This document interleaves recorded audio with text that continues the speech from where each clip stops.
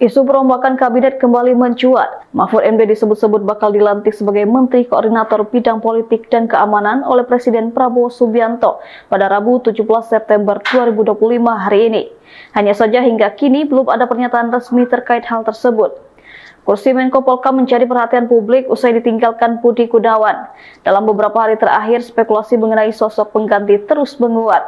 Nama Mahfud MD yang sebelumnya menjabat Menko Polhukam di era Presiden Joko Widodo kembali masuk dalam bursa calon kuat. Informasi yang beredar menyebutkan Mahfud akan dilantik hari ini. Kepala Bappisus Pengendalian Pembangunan dan Investigasi Khusus Aris Marsudianto memberi penjelasan. Hanya Aris menolak memberikan jawaban pasti. Aris menegaskan bahwa penunjukan menteri merupakan hak prerogatif kepala negara.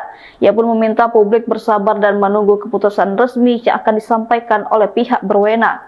Saat ditanya soal Mahfud MD, Aris kembali memilih irit bicara. Ia hanya memastikan bahwa siapapun yang dipilih nantinya adalah figur yang dianggap paling layak dan kompeten untuk mengisi jabatan strategis tersebut.